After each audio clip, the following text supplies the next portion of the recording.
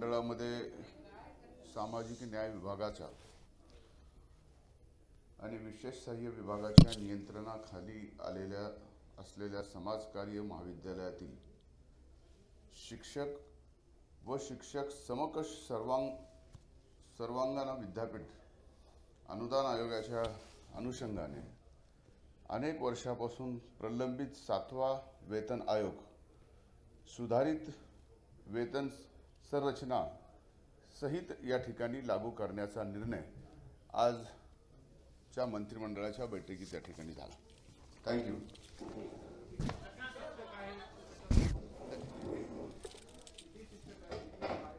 एकूण यामध्ये एक मिनिट महाराष्ट्र राज्यात महाविद्यालयांना मान्यता देण्यात आलेली त्यापैकी एक बंद 3 विनाअनुदानित व 5 महाविद्यालय कार्यरत आहेत। 50 महाविद्यालय कार्यरत आहेत। सदर एकूण 50 कार्यरत अनुदानित सामाजिक कार्य महाविद्यालयातील सहाय्यक प्राध्यापक, सहयोगी प्राध्यापक, प्राध्यापक प्राचार्य, ग्रंथपाल असे 562 पदे कार्यरत आहेत।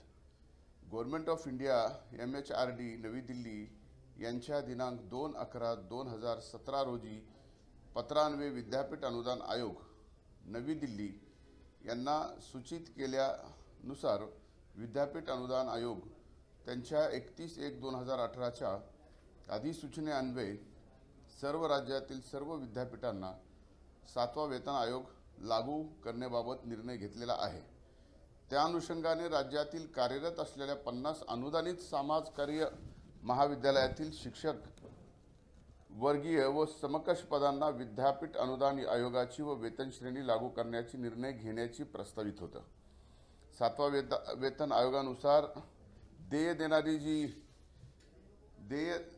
होणारी जी वेतन श्रेणी आहे त्याच्यात प्राध्यापकांना 7व्या वेतन आयोगाप्रमाणे 67 म्हणजे 37,400 आणि ग्रेड पे ₹10,000 असं, आणि आता प्रिन्सिपलला 67,400 ते 67,700 म्हणजे एकूण अकॅडमिक इयर यांची जी काही वाढ झालेली आहे आता 7व्या वेतन आयोगाप्रमाणे 37,000 ते 67,000च्या मध्ये जी पहिली 6व्या वेतन आयोगात होती ती आता 1,42,200 ते 2,18,200 पर्यंत वाढ झालेली आहे प्राध्यापकांची, प्रोफेसरांची, आणि प्रिन्सिपलची 37,400 ते 67,000 ही जी होती त्याच्यात आत्ताच्या वेतन 7व्या वेतन आयोगाप्रमाणे 1,44,200 ते 2,18,200, आणि सहयोगी जे आहेत ज्याच्यात 37,400 ते 67,400 अशी जी होती त्याच्यात 1,31,400 आणि 2,17,100 अशी एकूण वाढ झालेली आहे। ओके।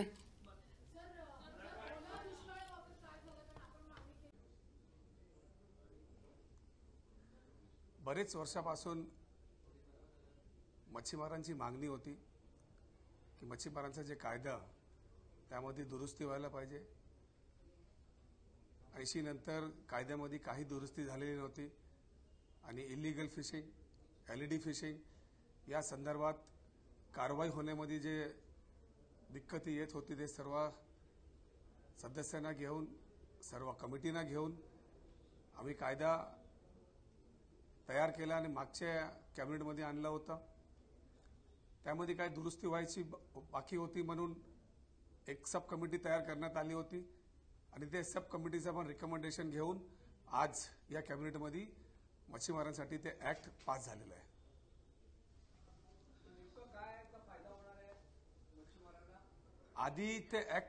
आधी जे ऍक्ट होता त्यामध्ये आमच्या अधिकाऱ्यांना कारवाई करायचा अधिकार नव्हता। ते रेव्हेन्यूकडे जायचं आणि रेव्हेन्यूमध्ये गेल्यानंतर कारवाई करण्यामध्ये दिक्कत येत होत्या, टाइम लॅप्स व्हायचा आणि जे मासे होते ते सडून जायचे आणि कायद्यामध्ये थोडी तफावत यायची। पण आता अधिकार जे आहेत ते आमच्या अधिकाऱ्यांकडे असणार आणि कायद्याची रक्कम, दंडाची रक्कम जी होती ते फार कमी होती। आता ते रक्कम आम्ही 5,000 पासून 1 लाखपर्यंत दिलेली आहे. पहिल्यांदा गुन्हा झाला तर 1 लाख, दुसऱ्यांदा गुन्हा झाला तर 3 लाख, तिसऱ्यांदा गुन्हा झाला तर 5 लाख आणि त्यांची बोटीही जप्त करण्याचं या कायद्यामध्ये तरतूद करण्यात आलेली आहे. 100% बरेच वर्षापासून हे चालू होतं आणि म्हणून या कायदा करण्यामध्ये थोडी उशीर झालेली आहे. पण शेवटी हे कायदा होण्याची गरज होती, नाहीतर दरवर्षी मच्छीमारांचे संघर्ष व्हायचे, त्यांना मासे नाही भेटायचे. LED लावतं इलिगल फिशिंगमध्ये ते नेटचे जे होते आणि एका लायसन्सवरती 2-3 बोटी चालवायची, हे सर्व या ऍक्टमध्ये घेण्यात आलेलं आहे. आणि आता एक कडक कायदा तयार करण्यात आला. मला वाटतं की अख्ख्या देशामध्ये हा पहिला राज्य आहे जे एवढा कडक कायदा मासेमारांसाठी आपण आणलेला आहे.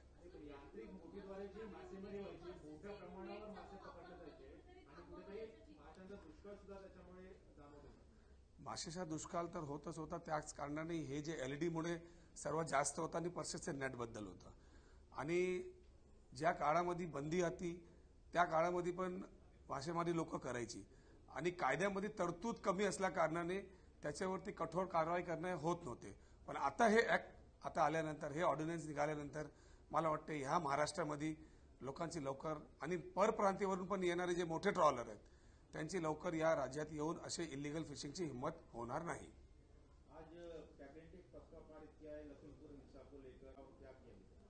ऐसा है कि उसके ऊपर तो सबसे पहले श्रद्धांजलि दी गई है और अभी कैबिनेट खत्म होने के बाद में जो ज्येष्ठ नेता है वो आके आपको तफसील से मालूमात देंगे. एक महत्त्वाचा प्रश्न की आतापर्यंत मच्छीमारांकडून मागणी केली जात होती की पर्सेसिंग नेटच्या बाबतीत, तर या कायद्याअंतर्गत ती पूर्णपणे घातली जाणार आहे की कशी असेल?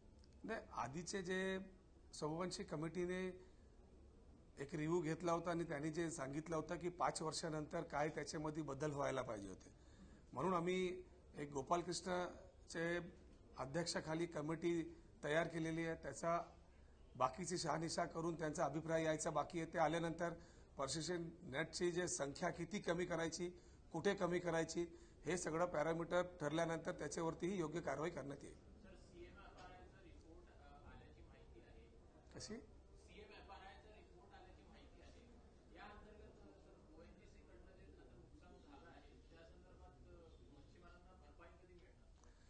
या संदर्भात वारंवार राज्य शासनातर्फे ONGC आणि केंद्र शासनाचे लोकांना आणि अधिकाऱ्यांना संपर्क होत होता आणि ते रिपोर्टही देत नव्हते. किती वर्ष झाल्यानंतर सतत 2-3 मीटिंग लावून त्यांच्यावरती दबाव आणल्यानंतर हे रिपोर्ट आलेला. आता हा रिपोर्ट एकदा व्यवस्थित वाचन झाल्यानंतर कधी आणि कसं त्यांच्याकडून आपल्याला या मच्छीमारांसाठी पैसे घ्यायचे आणि कुठल्या हिशोबाने घ्यायचं त्याच्यावरती चर्चा करण्यात येईल.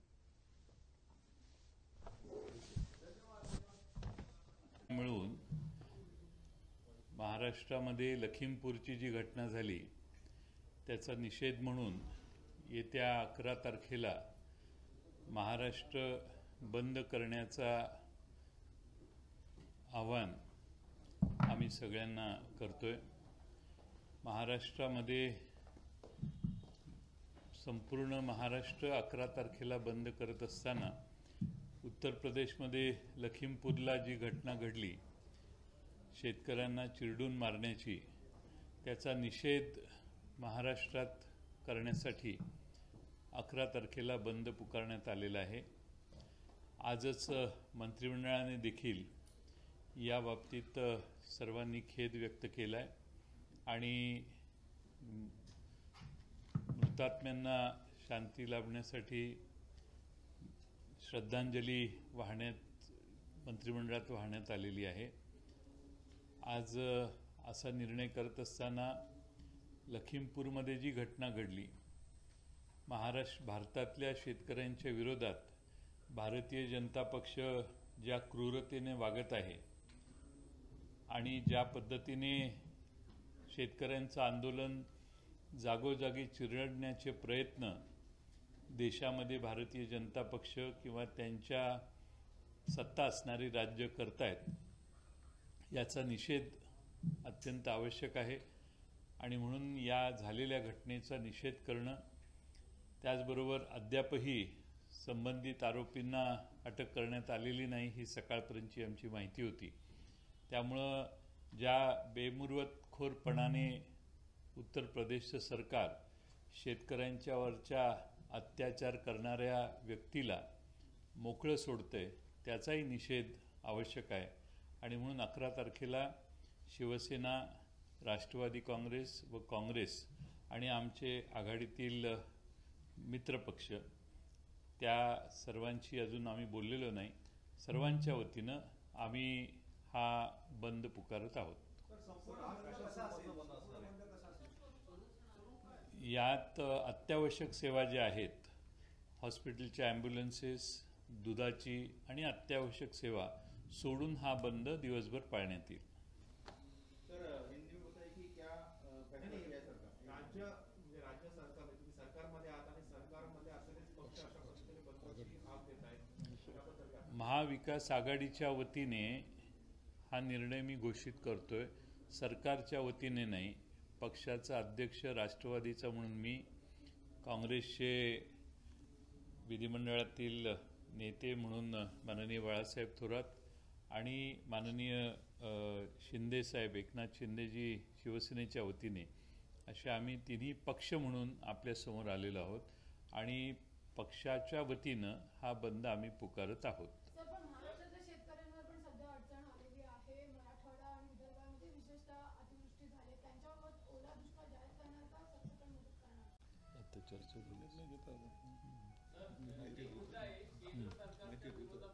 तुम्ही देता. दादासाहेब भुसे यानंतर त्याबद्दल माहिती देतील.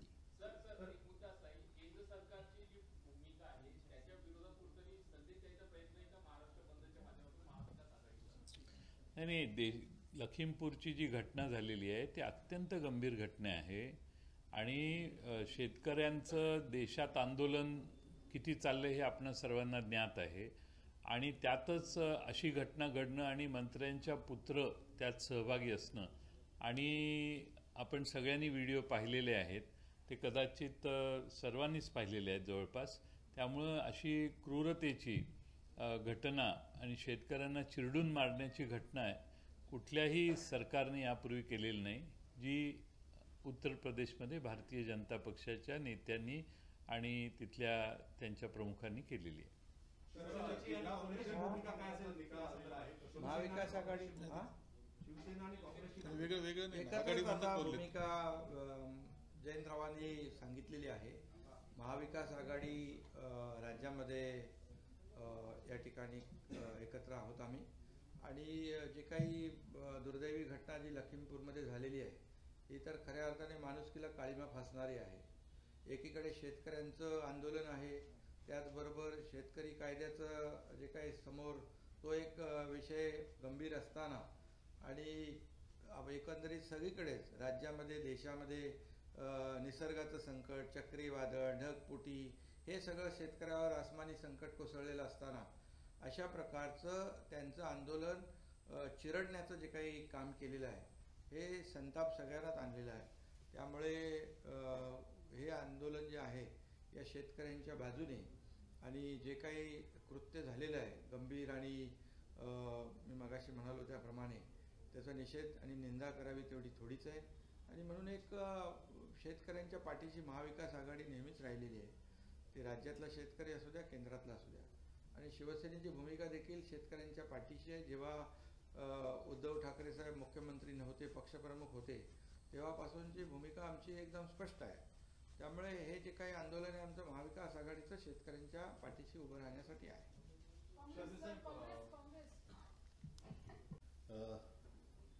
महाविकास आघाडीची भूमिका सांगितलेली आहे. जे शेतकऱ्यांचं आंदोलन देशामध्ये सुरू आहे आणि त्याला जवळपास वर्ष पूर्ण होत आलेलं आहे. त्यामुळे अनेक शेतकरी मृत्युमुखी पडलेले, 500 पेक्षा जास्त तो आकडा झालेला आहे. शांततामय पद्धतीनं चाललेलं आंदोलन आहे. आणि ते चालू असताना लखीमपूरमध्ये जे घडलेलं आहे त्याचे व्हिडिओ आपण पाहिले की शांततेनं चाललेले शेतकरी आहेत आणि पाठीमागून गाड्या येते आणि त्यांना चिरडून टाकते. हे जे त्यांचं कृत्य आहे ते अत्यंत निषेधार्ह आहे. भारतीय जनता पक्षाची शेतकऱ्याच्या बाबत आणि जनतेच्या बाबतीतली मानसिकता दर्शवणारी ही गोष्ट आहे. आणि म्हणूनच जनरल डायर याची जी आठवण सगळ्यांना आली या घटनेनं ती अत्यंत योग्य आहे. आणि म्हणून याचा निषेध सगळ्यांनीच केला पाहिजे. संपूर्ण देशातल्या जनतेनं केला पाहिजे, अशा प्रकारची ही घटना आहे आणि अशा प्रकारची ही भारतीय जनता पक्षाची मानसिकता आहे. आणि म्हणूनच महाविकास आघाडी म्हणून आम्ही आणि आमचे मित्र पक्ष हे एकत्र पद्धतीनं 11 तारखेला हा महाराष्ट्र बंदचा निर्णय आम्ही घेतलेला आहे आणि सर्वांनी सहभागी व्हावं असं आवाहन या निमित्तानं करत आहोत. कॅबिनेटने आज श्रद्धांजली पण वाहिली. हो, ते श्रद्धांजली अखेर व्यक्त केला आणि श्रद्धांजली वाहिली. हा निर्णय पक्षाचा आहे, आमच्या तिन्ही महाविकास आघाडीच्या तिन्ही पक्ष आणि मित्र पक्ष.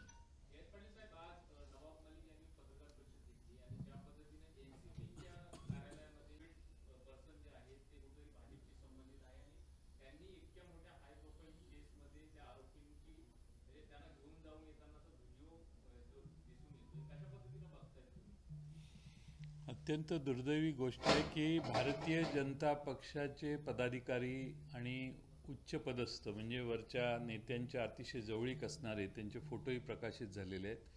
ते NCBला घेऊन तिथं जातात, आरोपींना ते स्वतः मनगटाला धरून बाहेर काढतात. एकंदरच NCBपेक्षा यांचा रोल जास्त ॲग्रेसिव्ह त्यात होता. याचा अर्थ असा की भारतीय जनता पक्ष आणि NCB हँड इन ग्लोव्ज करून कोणाला टार्गेट करायचं हे ठरवून काम करायला लागलेले आहेत. आणि असा हा एकदा नाही, हा दुसरा तिसरा इन्सिडन्स आहे की ज्याच्यात पूर्वी भाजपचे काही नेते आधीच सांगतात की या नेत्यांच्यावर कारवाई होईल महाविकास आघाडीच्या, आणि त्यांच्यावर कारवाई सुरू झालेली आहे. किंवा ही घटना इथं तर स्वतः भाजपचे कार्यकर्ते किंवा नेतेच त्यात इन्व्हॉल्व आहेत. याचा अर्थ या देशातले ED, CBI, इन्कम टॅक्स आणि NCB जी राहिलेली होती, NCB पण आता अशा पद्धतीनं काम करते. हे या देशातल्या जनतेला आता उघड सत्य कळलेलं आहे आणि देशातल्या जनतेला नक्कीच धक्का आहे की असा एजन्सीचा गैरवापर करून या देशातल्या सर्वांना नामोहरम करण्याचं काम हे चाललंय.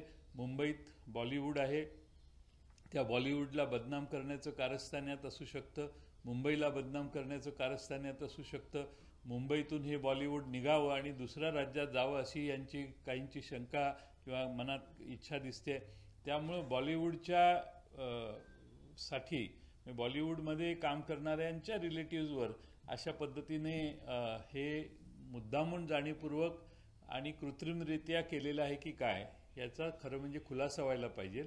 आणि ज्या दोघांची इन्व्हॉल्वमेंट याच्यात होती, जे NCBचे अधिकारी नाही आहेत पण त्यांचं वाहन वापरतात, पोलिसांचं वाहन वापरलं जातं, ते अतिशय गंभीर आहे. आणि त्यामुळं ह्या सगळ्याची चौकशी करणं आवश्यक आहे. आणि सर, पण महाराष्ट्र सरकारकडनं याची काही वेगळी चौकशी होईल का? कारण जी व्यक्ती याच्यात इन्व्हॉल्ड आहे ती मुंबईची आहे, भाजपशी संबंधित नाही असं तुम्ही स्वतः जरी सांगितलं त्या व्यक्तीने, तरी त्याची महाराष्ट्र सरकार मार्फत किंवा गृह खात्याकडनं अशी ऑर्डर देण्याची काही मागणी राहील का तुमची? मला वाटतं की याच्याविषयी आता जे प्रकाशित झालेलं आहे, बाहेर बातमी आलेली आहे, त्याच्यावरून योग्य त्या एजन्सीज, योग्य ती लोक योग्य ती पावलं टाकतील. या बाबतीत आम्ही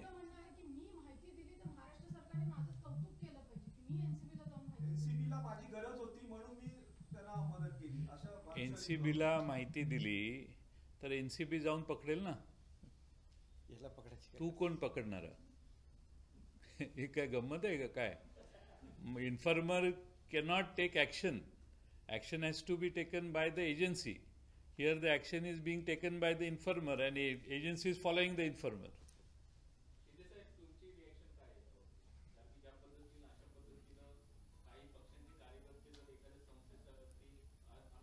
नाही, जे काही चित्र आम्ही पाहतोय ते अतिशय म्हणजे खऱ्या अर्थाने म्हणजे कोण केंद्रीय तपास यंत्रणा ज्या आहेत त्याच्याबरोबर कोण काम करतोय, कुठल्या पक्षाचा कार्यकर्ता, कुठली तपास यंत्रणा जी केंद्रीय तपास यंत्रणा त्याचा एखादा गुन्हा उघडकीस आणण्यासाठी जरूर वापर व्हावा, परंतु त्याचा दुरुपयोग जेव्हा होतो तेव्हा लोकांचा त्याच्यावरचा विश्वास उडू शकतो.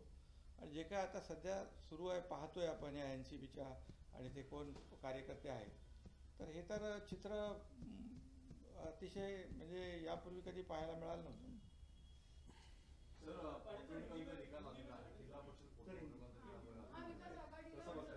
महाविकास आघाडी जिल्हा परिषद आणि पंचायत समितीमध्ये सगळ्यात आघाडीवर आहे आणि सगळ्यात जास्तीच्या जागा जिल्हा परिषद गटाच्या आणि पंचायत समितीच्या महाविकास आघाडीच्या खात्यामध्ये जमा झालेले आहेत. एक आम्ही सगळेजण प्रत्येक पक्ष महाविकास आघाडी म्हणजे तिन्ही पक्ष वेगळे लढले, परंतु मैत्रीपूर्ण लढत झाली आणि त्यामध्ये सगळ्यात जास्तीच्या जागा महाविकास आघाडीला मिळालेल्या आहेत. ओबीसी समाजाला नाही मिळाला का यातून? बिलकुल, म्हणजे त्यांनी जो काही या निवडणुकीमध्ये मतदान केलेलं आहे यावरून चित्र स्पष्ट आहे की महाविकास आघाडीच्या बाजूचं मतदान त्यांनी केलेलं आहे. तर भाजपचं म्हणणं आहे की भाजपच हा नंबर 1चा पक्ष आहे आणि फक्त हे तिघं एकत्र आले. तर तिघं एकत्र आलेलेच आहेत ना, सरकारमध्ये पण तिघं आम्ही चालवतोच आहे ना, तर चांगले निर्णय आम्ही घेतोच आहे ना. भाजपकडून असा आरोप केला जातोय की महाविकास आघाडी सरकारने कुठेतरी सत्तेचा आणि पैशाचा वापर करून कार्यकर्त्यांना दाबून ठेवलं होतं, त्याच्यामुळे निकाल अशा पद्धतीचे लागले. हे आधी बोलले असते तर समजू शकतं. आता निकाल लागल्यावर हिंदी में बताइए कि महाविकास आघाड़ी ने आज नहीं, महाविकास आघाड़ी के हम तीनों पार्टी और हमारे मित्र पार्टियों की तरफ से आने वाले 11 तारीख को महाराष्ट्र बंद का पुकार हमने दिया है, आह्वान किया है.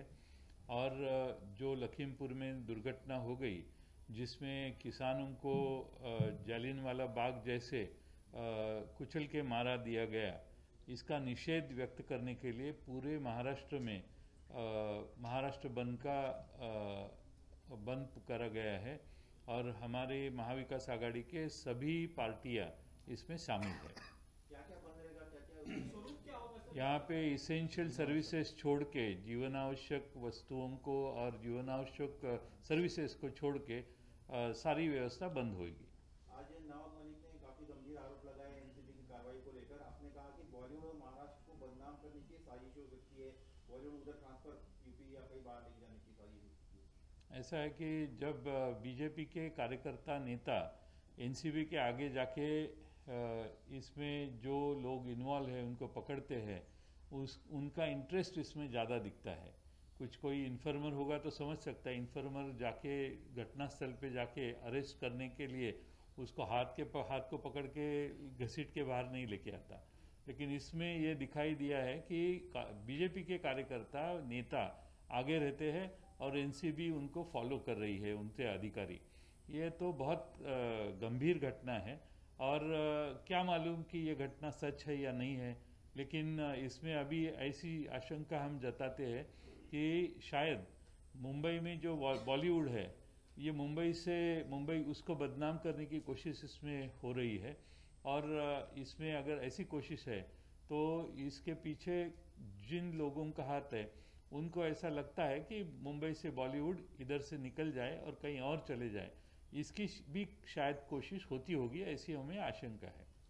आप आपसे जानना चाहेंगे कि इस पूरे मामले को आप कैसे देखते हैं? हो गया ना, अभी क्या जाते